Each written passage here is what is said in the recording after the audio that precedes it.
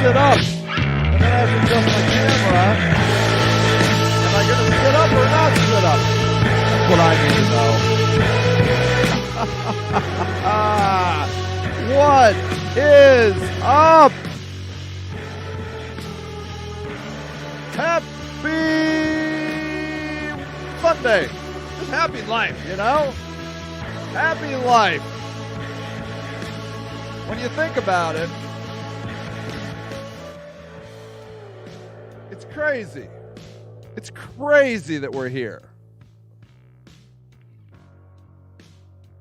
Robin and Joyce Everly, how the heck are you? I'm so glad to see you. Is it sunny in your neck of the woods? Why is it a neck of the woods? What is a neck of a woods? Have you ever been to the woods and you're like, I'm at the neck? Aaron! Hi, Aaron! How are you? How are you? It's so good to see you. I don't know what a neck is. I don't know what a neck of a woods is. But I want to know what the weather is like in your neck of the woods. How about your portion of the woods? How about your segment of the woods? How about the wooded part? How about the woody area? Barely awake. I know. I'm feeling it. I am. Whoo. Life is, that's the weird thing about life, right? Life is a contradiction. So when you think about it, Streambot is here. Good job, Streambot. I'm glad you're participating too, Stream Elements bot. Good job. So it's not difficult to think, right? That we know that the universe is 13.8 billion years old. We know that it's massively huge. And here we are on a planet with tons of water. The sun reflects off of the atmosphere in crazy ways that allows us to breathe and thrive. And here we are getting to spend about 80 years, if we're lucky, out of 13.8 billion years. And at the same time, it's so stressful.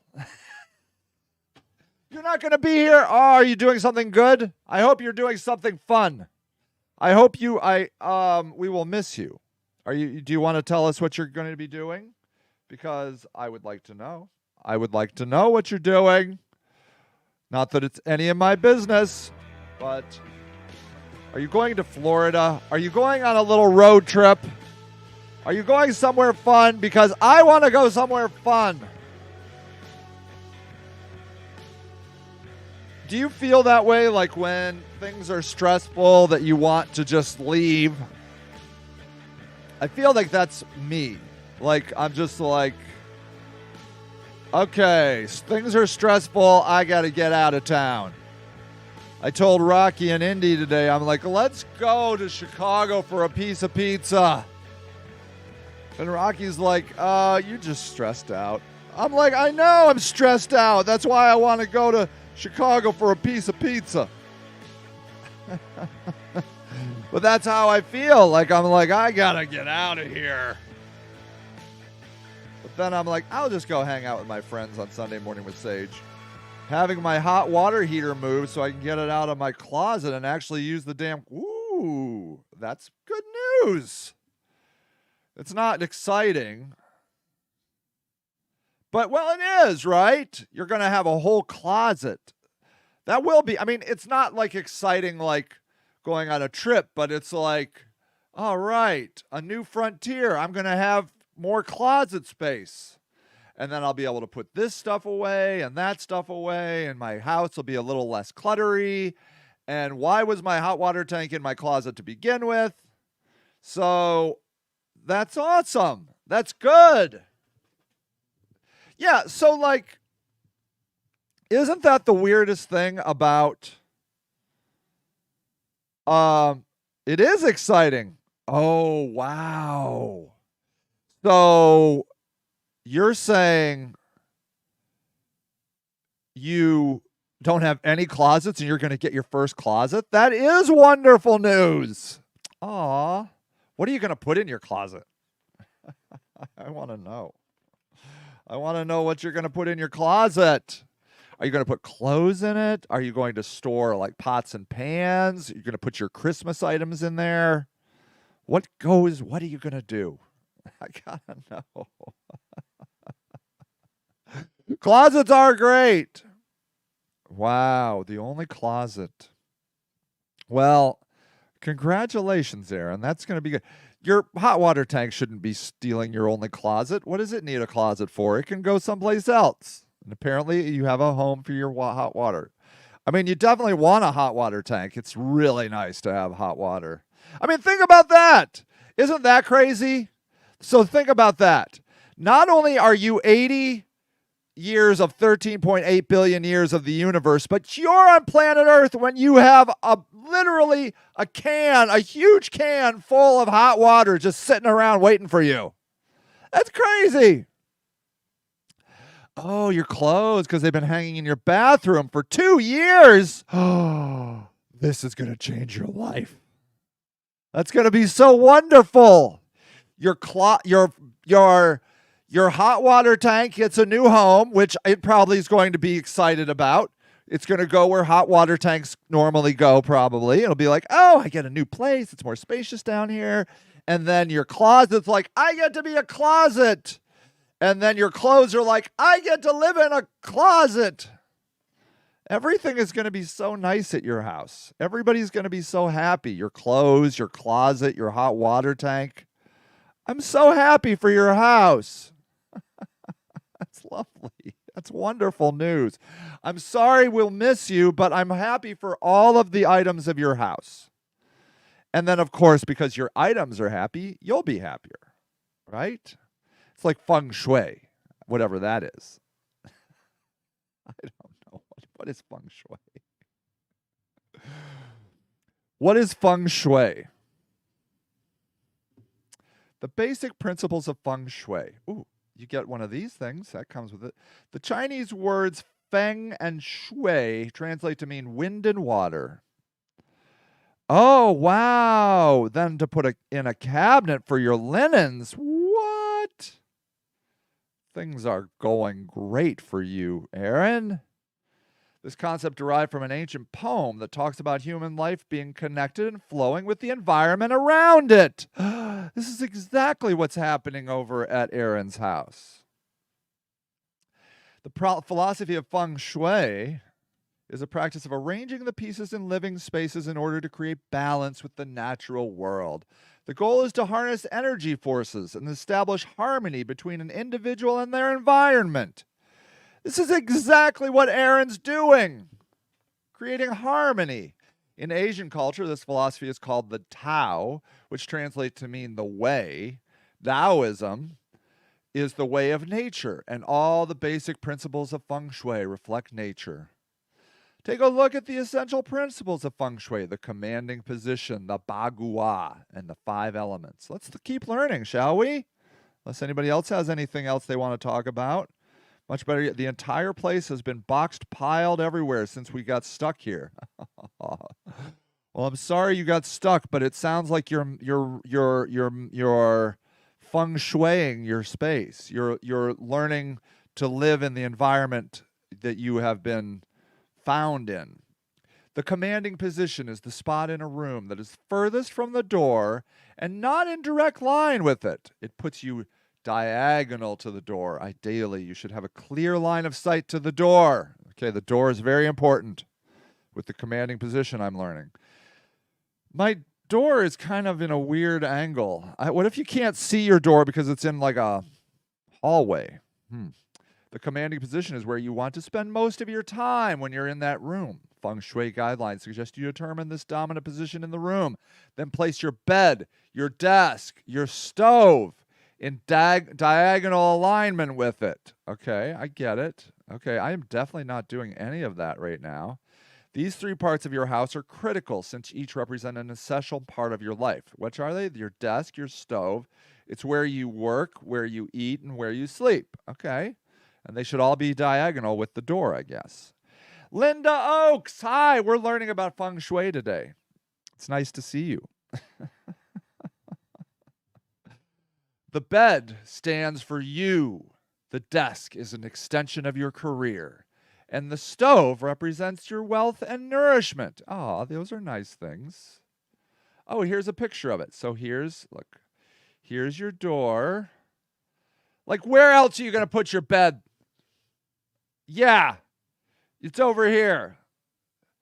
Okay, I would say most of my room is, no, it's definitely not like that. You're right. I'm not doing it like that.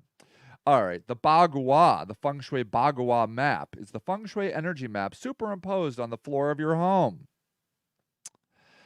The Chinese word Bagua, I don't even know if I'm saying that, translates to mean 8 areas. Oh, I'm overwhelmed. 8 areas. Each of the 8 areas relates to the different life circumstance, such as family, wealth, or career.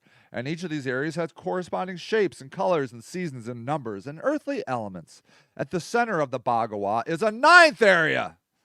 Well, how many areas are we going to be working in? Is you representing your overall health and wellness. I am the 9th area. Okay, I can dig that. There are several feng shui schools of thought. All of them use Baguas when analyzing your home. However, some may apply to the Bagua in different ways. The Western and BTB, the Black Sect school, usually lay the Bagua so that the knowledge, career, and helpful people area align with the front door of the house. The Flying Stars and other classical schools may orient the Bagua based on the energy of the year or the compass. If the head of your bed faces north, it is said you'll sleep better. See? How about that? Are we going to get to that in the feng shui area? Okay. Ooh, look at all these things. Wealth, fame, partnership, family, tai chi, children, knowledge, career. Okay. The easiest way to... I'm already losing interest with these 8 areas. I ain't got time for 8 areas in my life. The easiest way to incorporate the Bagua in your life is to identify one of the 3 areas that need... Oh, okay. Okay, I get it. Now I'm back. Find one to 3 areas that need the most attention. Okay.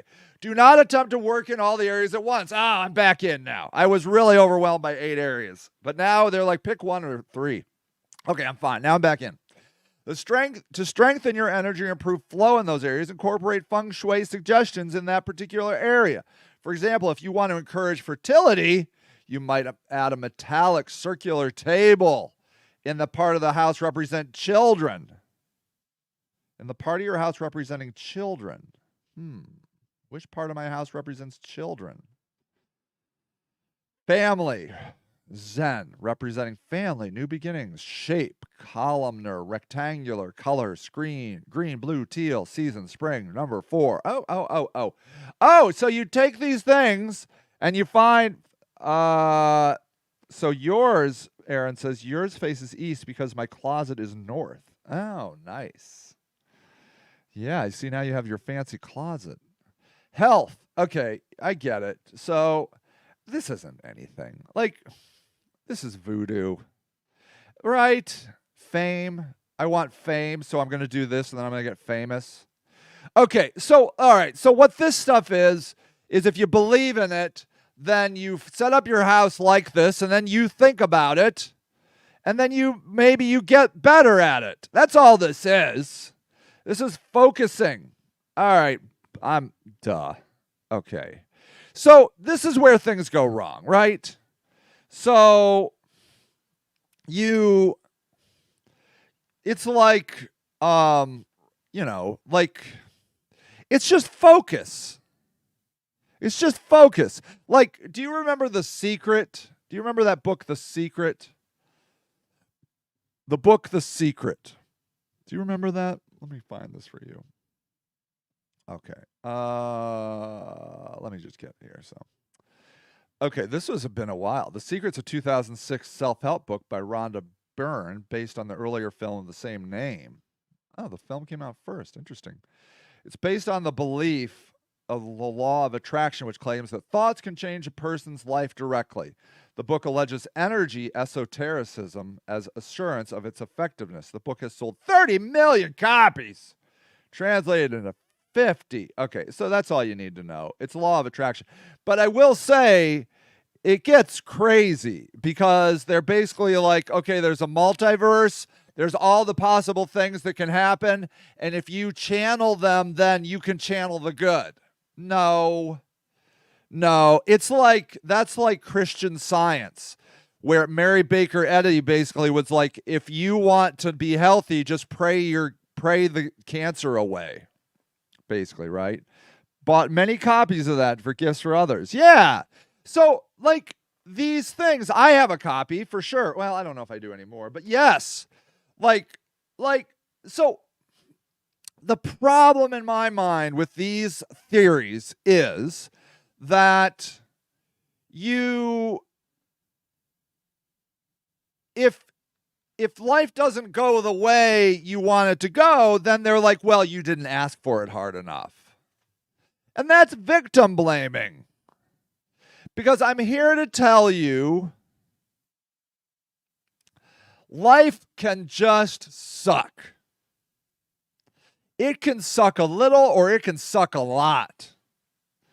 And you thinking positive thoughts about life doesn't always guarantee that your life is going to get better. But I mean, literally, have you known people that are like I think there's Christian Scientists that believe, like, I've known people that blame other people. I knew okay, let me just tell you. There's a lady I know, vaguely. I used to know her more, but she died of cancer. But I know for a fact that she was a person who believed that if you die of cancer, it's because you didn't pray enough. You didn't believe in God enough. Isn't that like kind of a joke that God would play on a person like that? And you're like, all right, lady, let's see you pray. God has a sick sense of humor like that. I totally think God would do that. Just be like, all right, I'm down. Let's see you pray your way out of this cancer. I mean, I'm not demeaning her cancer. I'm just demeaning that she would say to people along the way that, like, well, that person died because they didn't believe in God enough. Like, she would literally say that kind of stuff. It's kind of shitty, isn't it? But to her defense, don't we say that to a lot of people? Don't we say it to homeless people, addicts, black people? Well, it's not that the world isn't fair. It's not that you have gotten a bad rap. It's just not you're just not working hard enough. It's kind of the American way, right? That we're like, well, you're not innocent here. And of course you're not innocent. Yeah, you made some bad choices, but why did you make the bad choices? Probably because you were in a bad spot. So we are generally judgmental pricks here in America. I don't know other countries. Maybe all humans are judgmental pricks. So if you believe enough to get immortal in the hell, yeah. I don't know. I'm not an expert on that one, Aaron, but it stands to reason that yes, it would seem to reason if you would pray hard enough, you could be immortal. So look, like Aaron, it sounds like Aaron doesn't maybe always have life is hard for Aaron. I'm just reading through her comments just on today, right? But the fact of the matter is, life is not easy for a lot of people. But I think life sucks on a spectrum. I mean, look at Donald Trump. Like, like, there were many times I felt bad for Donald Trump. You know, he's president and he's super rich, but not happy. That guy's not happy. Okay? He's suffering. That guy is like just not happy. And he has everything. He has everything. And so you're like, and like, you're just like, wow, man. But that's life. We're blessed. There you go. See? So there, you see, so Joyce and my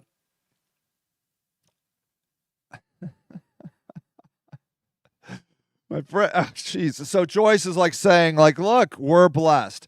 And isn't that interesting? Because I have heard those words out of homeless people's mouths more than anyone ever. More than ever, anyone ever. Thank you, Robin. Good God, how embarrassing. Sorry, Rob. Sometimes I like freeze up on this screen. I'm like looking at myself and then my brain just freezes and I'm like, I can't think of Robin. Sorry, Robin. So how can it be that the people I hear say they are blessed the most often are people living, and you know when I hear them say it the most? In the middle of the winter. They're living outside in the middle of the winter, and you ask them, how are they doing? And they will say, I am blessed. And they are not lying. They're not just trying to be holier than thou. They're literally saying those words. How is that? How is it that a homeless person without a house, without heat, in the middle of a Northeast Ohio winter can tell you sincerely, I am blessed? And Donald Trump is unhappy. Does Donald Trump ever say he's blessed? Has he ever said it once in his life? I don't think he thinks he is. I think he thinks people are out to get him. And isn't that interesting? Is he maybe channeling that back to The Secret? That he like creates this environment for himself, right? Of him against the world. And so then he gets a big platform and you're like, all right, you want to be you against the world? Let's go. We'll sue you. We'll write bad articles about you. As opposed to being like, hey, you know, I saw you write that one article about me that it was really great. Thank you so much. That was amazing. I'm really glad that particular project was really important to me. And I felt like you just really covered it well. And without adding the negativity of which he wouldn't be able to do, which would be, yeah, most of your articles really suck, but that one was okay. See, that's how he would position it, you know? And then it takes away all the gratitude. He can't be gracious. Donald Trump can't be gracious. Why? Because he's not happy. He's legitimately not happy. And so then he does channel negativity. Aaron says, everything is never enough. Everything is never enough. Isn't that a powerful statement?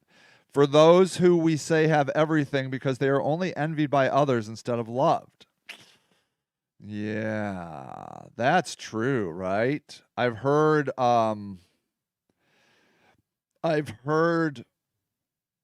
celebrities say that, you know, they don't know who their real friends are. And that's got to be sad because you don't know if they're there for the money. And then I've heard that when the money dries up, the people just disappear. And how sad is that? What a tragedy that is.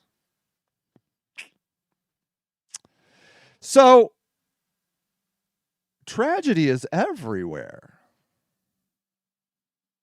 Yet, we get these 80 years to look back at the universe from which we were made. All elements, well, the first element was created out of the Big Bang. That was hydrogen, okay? And that's like really everywhere. There's tons of hydrogen. But everything else was made in the center of stars. Carbon, oxygen, all this stuff. It's made in stars. So when you look up at those little twinkly lights in the sky, you're like, that stuff forged what I was made out of. And you can still believe in God and believe in that, right? That is not anti-Christian, anti any religion at all. You're just like, that's how God made you. God puked out the universe in a big bang, and the thing just clumped together. Stars clumped together, created all this incredible gravity, and created elements. Yeah, Aaron says, nothing is ever good enough for them as opposed to anything is everything. Another powerful statement, Aaron. Anything is everything. And then your other thing was everything was, I like, maybe I can even now, based on your other one, everything is nothing for those that have everything. And anything is everything for those that have nothing. Okay, I'm going to write this down, and then I'm probably going to steal it. Okay, hold on. I'm going to write this down. All right. Format. Font. Big. Okay, hold on.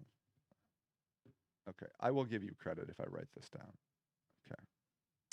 All right, so the deal is everything is nothing for those that have everything. Thanks, Aaron. Anything is everything for those that have nothing. It's good, right? I mean, maybe it needs a little more tweaking, but that's it. I'm going to write that. I'm going to put that in the comments. See, incidentally, I like to make quotes like that. I would love to be in a quote book someday. That would be so fun.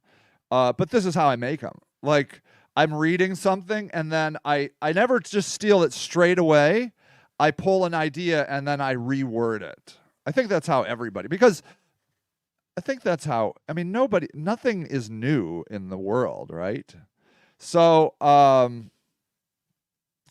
but sometimes when you make a quote, it hits people in a new way, right? So everything is nothing for those that have everything, and anything is everything for those that have nothing. I just think, that's one of those little quips that you can get a lot of likes on Facebook. I love doing that. I love, like, these are my little hobbies, like these are things that I think are fun. But isn't that fun? Like, it's true. And you know what? Can't you see? Okay, so I will tell you this. There was a time in my life, there was a short time where I was making a lot of money. And by a lot of money, I was making over $200,000 a year, maybe even closer to 300 here in Akron. Okay.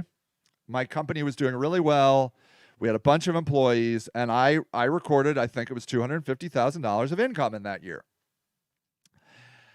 I had no idea.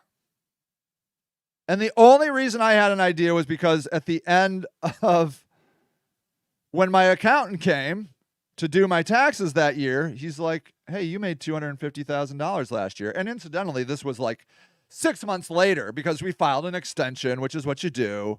And so it's June. Let's say it's June, and he's over at my office, and he's like, wow, you made $250,000 last year. And then he said, and I'll never forget this, he's like, did you ever think you would make that much money? And my answer was no. But I know he took it like, yeah, that's amazing, right? But how I took it was, I never thought about it at all. I'm not a money guy. See, he's a money guy. And I run into these money guys every once in a while, and they can't understand. They're like, what are you even saying? But what I meant was, A, I had no idea I made that much money that year. B, I didn't feel one lick of difference. But then as I looked back, I was like, I did buy an $80 pair of jeans that year. I remember that. I bought an $80 pair of jeans. And on top of that, I didn't think anything about it. But after he said that, I went back in my head and I'm like, that was crazy, wasn't it? Who buys $80 jeans? And I never bought them again. I only buy jeans at like Walmart or Sam's Club. I'm like, that was too much. I didn't love them. I buy my shoes at Walmart. I buy my jeans at Walmart. I don't buy fancy stuff because you know why? Because it doesn't feel better. It doesn't feel better. Not for me. Maybe other people. Yeah, there you go. $80 the 30-year rent. Yeah. See? Like, I was embarrassed that I had spent $80 on jeans. I was like, that's stupid. Stupid. And I was like, that's money. I'm not a fashion guy. Many of us have everything we need. Basics are everything, and for that we actually have more than everything. People like, yes. So a guy like Donald Trump, or a person that's like super rich, okay? Now, $250,000 is a lot of money. But for a guy like Donald Trump, he would feel broke. For many people, like that's like, it's definitely not the 1%. I think the 1%'s $400,000 a year. I think. And I never made that. But I can tell you, I would never have known. Like, because I'm not buying boats. I'm not buying big houses. That stuff doesn't interest me. Creating things interests me.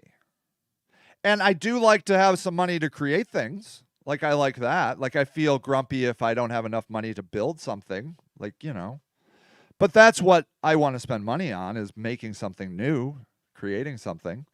And I'm getting older. In fact, I'm not that old. Oh, I almost said I'm getting too old to build things. That's terrible. I'm not even 50 yet. I'm just a little tired right today. That's probably all it is. I love building things. Anyways, it is possible, I feel like, that a guy like Donald Trump has a harder time getting to enlightenment than a person that has nothing. You know what I'm saying? That a Donald Trump type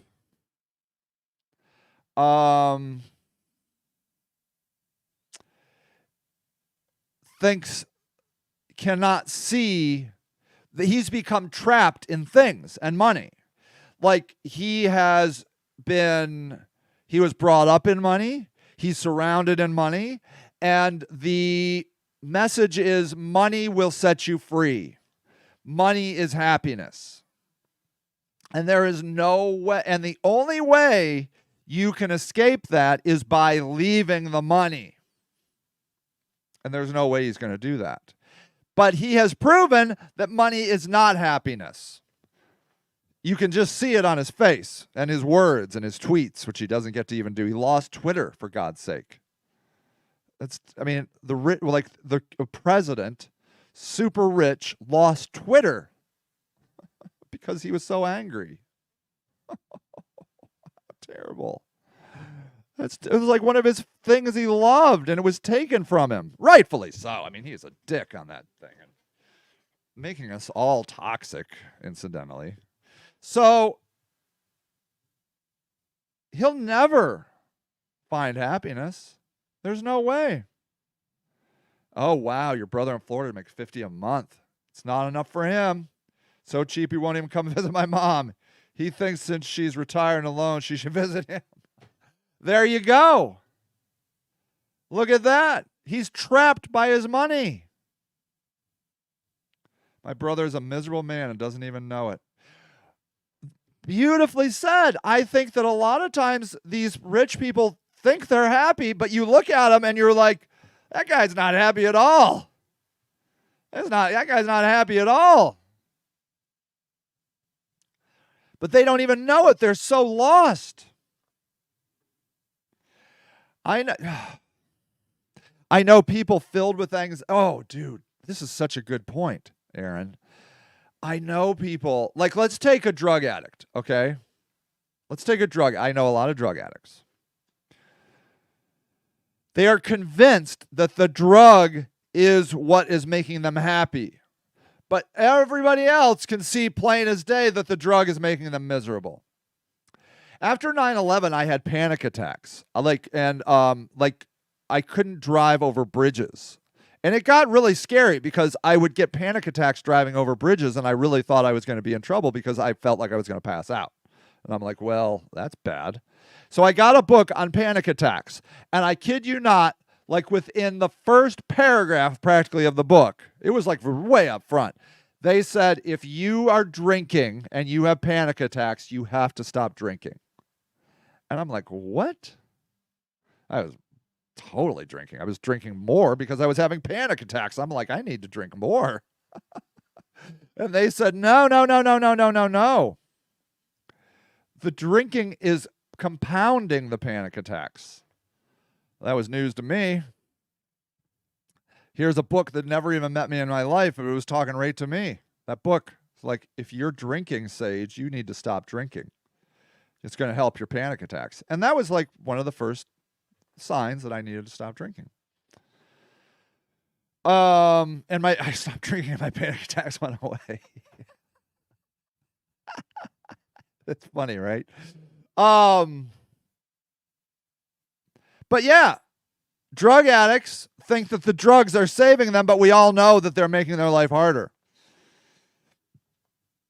I know people filled with anxiety, and they believe that the anxiety is what is driving them to, keep their life organized, because what they believe is they just need to organize their life a little bit more, a little bit better.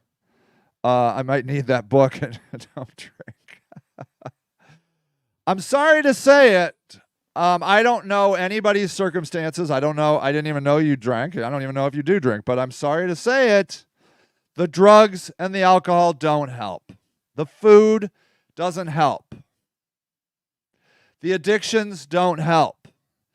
But what we think is that they are our last lifeline. The money doesn't help. Well, Sage, if you take away my money, you take away my drugs, you take away my alcohol, what else do I have? Weed, okay. Weed covers it up. Okay? But fortunately, weed does not usually create the negative consequences of alcohol. If alcohol left no residue, like no hangovers, no anxiety, no tiredness, you were drunk and then you were sober, alcohol would be a whole different story. The problem is that you crash. You crash on a lot of these drugs. DMT, speed, meth, coke, opiates. There's this crash that marijuana doesn't really seem to have. And I'm not an expert on marijuana, but I think that's true, right? That you're high and then you're not high. And in fact, sometimes you even feel better the next day, which is crazy, which is wonderful, right? Like, you get to escape and then you get no side effects or very few side effects. That's why I am a huge fan of weed. Huge fan of it. But I'm also a huge fan of exercise. I'm a huge fan of sleep. Oh, unless you're allergic to weed. Interestingly. Yeah, right. That's a good point. So yeah, I would imagine that would be bad, right? So, but all of these addictions that have basically equal and opposite negative effects become problematic. And then all addictions become problematic. I mean, I had a friend that just was high all the time. And then that's problematic, right? It's just anything then you just stop, like your whole life becomes even a healthy thing, like exercise. You're just constantly exercising. It's not good. It's not good, because then you are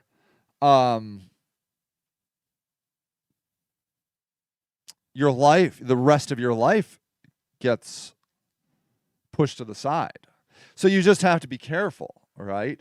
But what I can tell you is that most of these drugs, like that we're doing, which include gambling, sex is let me put sex back in the box. Hold on. Sex is a different one. Gambling, alcohol, opiates, meth, these things. Oh wow, he doesn't smoke weed on the work days. That's amazing. That's very healthy. Very, very, very, very, very, very, very, very healthy. Yes. The problem with a lot of these drugs, like alcohol and gambling and meth and coke and opiates, is that they crash you. Even like ecstasy, right? Like it's a crash that's problematic.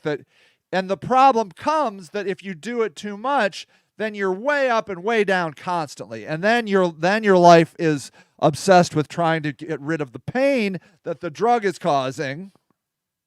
You see, the pain that the drug is causing. And then you get in that whole thing where now you're just trying to stop the pain, which is where a lot of opiate users end up, is that they're just trying to stop the pain that comes from using opiates. So you just have to be super careful with all of those kinds of drugs. I'm not saying you shouldn't do them. I'm not saying that at all.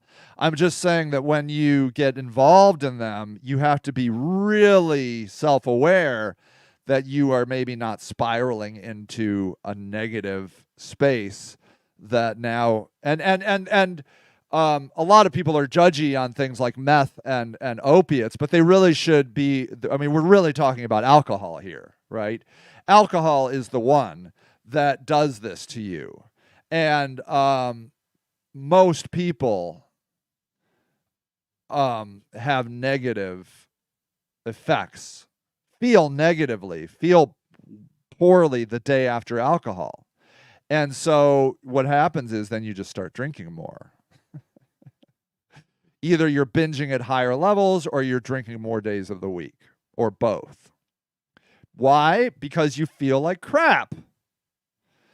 It's exactly the same as all these other drugs. But I'm not saying you shouldn't drink. I'm not saying that alcohol shouldn't be legal. Absolutely, it should be illegal. It should be legal. Because there are many people that can handle it just fine. But if you're going to make alcohol legal, then you need to make fentanyl legal. You need to make heroin legal. You need to make meth legal. And the reason you really, really, really need to make those things legal is that because people are going to do them, and you need a safer thing. You need a safer environment, because these crappy drug dealers are mixing fentanyl and sometimes even carfentanil, which is really dangerous, in other drugs, and it's killing people. And it's only killing people not because of the drugs, because it's not regulated. So really, it's not the drug dealers killing people. It's not the drugs killing people. It's the government killing people, because their abstinence and judgmental policies and laws make it so people who will be doing the drugs, you will be doing the drugs just like you will be drinking. You know, they didn't stop drinking when in Prohibition. They just buried it, and people started making weird shit, right? bathtub gin and crap. We got to own up to who we are as people. We have to own up to the reality that is humanity. And we are beings that our brains are chemicals. And we're trying to equal out these chemicals in our brain, by using other chemicals. Like food. Food is a chemical. If you eat a ton, you're getting a chemical reaction in your brain. That's all these drugs are, is pulling existing chemicals up and down in your brain. That's all they're doing. That's it. I labeled this Sunday Morning with Sage - stress. I feel stressed.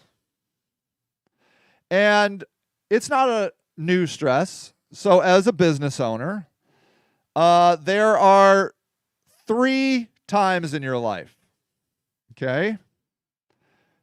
In a business sense, there are 3 areas. There is an area where you are suffering because you don't have enough money. There's an area where you are suffering because you have too much. Let me say it again. You're suffering because you don't have enough work. You're suffering then because you have too much work. And then there's a small window where everything is Goldilocks and it's just right.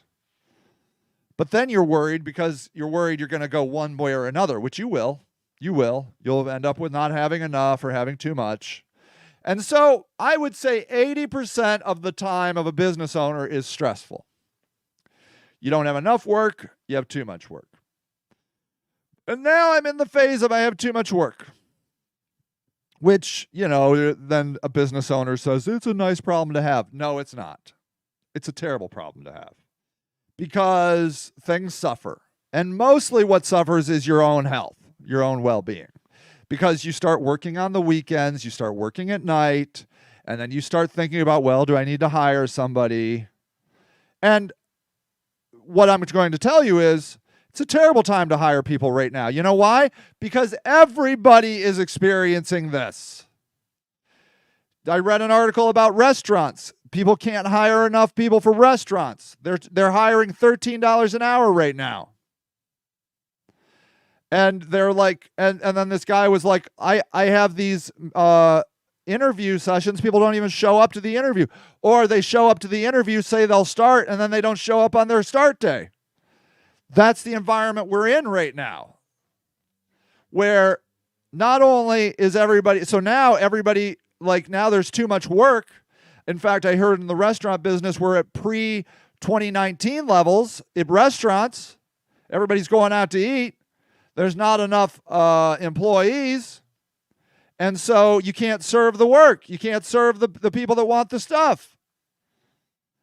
Several times now I've been trying to go to Circle K. Circle K is closed because I went to Rally's. It was closed because nobody showed up to work. Nobody showed up.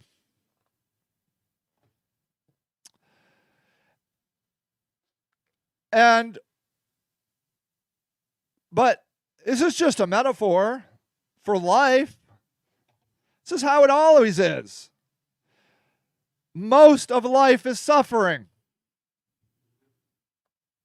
Let's take Erin's closet. Probably the best time for her closet is right now, okay? Before she has the closet. Before the guy comes in to move her hot water tank, or whoever's moving the hot water tank. Because I'm going to tell you what, it's probably not going to go well. Sorry, Erin. The water tank is going to be old, and they're going to be like, you're going to need a new water tank. Now you got to get a new water tank. The lines need to be rerun. These lines aren't good. This, that. And the next thing you know, it's not just moving a water tank. It's $1,000 of new work you didn't anticipate. The floorboards are rotten in the closet. There's mold in the closet. You're going to have to do something with the mold. I'm not wishing this upon you, Erin. And you know what? It's probably going to go just fine. But I'm making a point that things are rarely awesome. They're usually awesomest when you think about them. Like when Donald Trump bought his 747 jet, the best time of when he bought his jet was when he was planning to buy the jet.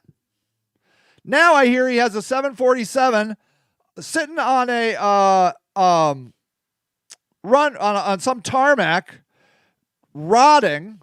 One of the engines is broken. They say it could cost $1 million to fix the jet. It cost him $15,000 every time he went in that stupid thing. And even for Donald Trump, $15,000 is a lot. He's in his small jet right now because it's much more economical than his 747. Now he's got a 747 sitting on a tarmac dying. The day he bought that, from the point where he was like, yep, I'm going to buy that, to the day he handed over the money, that was awesome. The first ride was probably really great, and then that was it. Now look at it. They say the two greatest days of a boat owner's life, the day you buy your boat and the day you sell your boat. That's life. That's life. There are very small windows where life is really perfect. And so we get to a point where we have to accept it. Where we have to let go of the anger and the frustration and the worry, and we let it all go. Now, I'm not saying that we just stop working. You know, we write down our plan, right?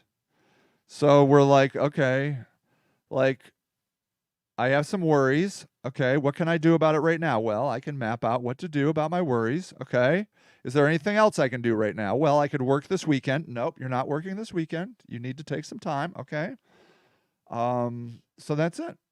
I'll work on it on Monday. And then, whoosh, we have to learn how to let things go. We have to learn how to let things go.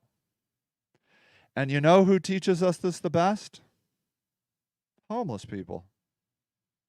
You know why? Because everything was taken from them. They didn't have a choice in the matter. They didn't say, I'm going to let everything go. No, because they would have, nobody does that. Nobody lets everything go. The only way you let everything go, unless you're like some monk or something, I suppose, but the only way you let everything go is when everything is taken from you. And then you are faced with the reality and the truth that everything is fine. It's all wonderful. I woke up. I'm alive. I have the things I have. Maybe I have a friend. Somebody just asked me how I am. What a gift that is. Literally is like what a homeless person thinks.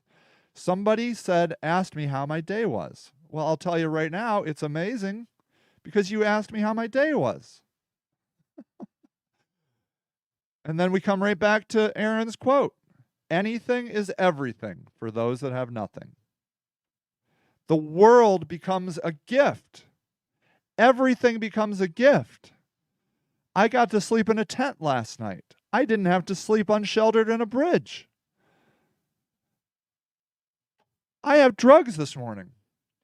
I have enough money to buy drugs. That's amazing. There's going to be a dinner this afternoon at the local church. I'm really looking forward to that. That's amazing. That becomes, homeless people become the prophets. They become the people we should be turning to learn how to live our lives. Now, not all I mean, they got problems. But when they are resonating, when a homeless person is in a good space, they are as evolved and as enlightened as the Buddha himself, as Jesus himself. They are. You sit down with a homeless person that's in a good space, in a good headspace, and you might as well be talking to Jesus. Maybe you are talking to Jesus. I don't even know. You might as well be talking to the Buddha. How many homeless were born into it and have remained homeless their entire life? If they had never had anything to begin with and never anything, then who or were they? Yeah, okay. So there is generational poverty, for example. And I've known several people that were homeless. I knew a guy that was homeless in the streets of New York at 8 years old. So I've known people that have been homeless early on. Like they ran away from the orphanage or whatever, wherever they were. Their foster parents, because it was terrible. They just ran away. So I don't think it's a high percentage of homeless people. I think most homeless people are dipping in and dipping out of it, even for years, 3 years, 5 years. Like Aaron. I mean, I'm sorry, like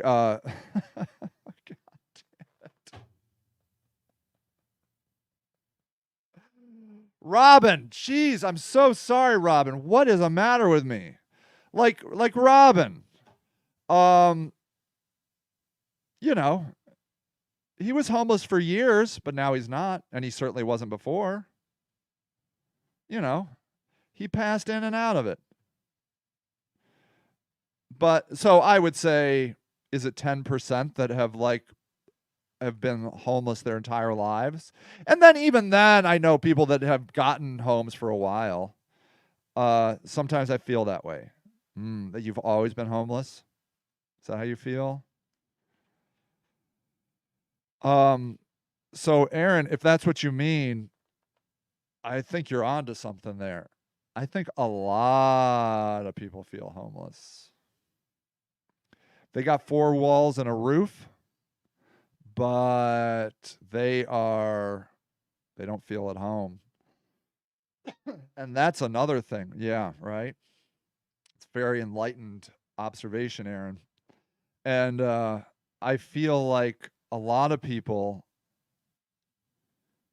can resonate with that feeling. And I'll tell you something else. That's one of the reasons many homeless people were so adamant about saying, I'm not homeless, I'm houseless. And then my friend Chubbs, who killed himself, he said that he was house free. He took it as a very positive thing, that he was house free. That a house becomes a jail, right? And doesn't it sound like, Aaron, like what you're saying, that you don't feel at home in your place and you're stuck? You said you were stuck there. I think a lot of people feel that way, but having to make what I can with what I have. Yeah. So I think, Aaron, you're really, really onto some really wonderful ideas here. And I feel like the lesson homeless people are teaching us is not to become homeless. They're not telling you to lose everything. They're telling you to be grateful for what you have. You don't need anything more than what you have.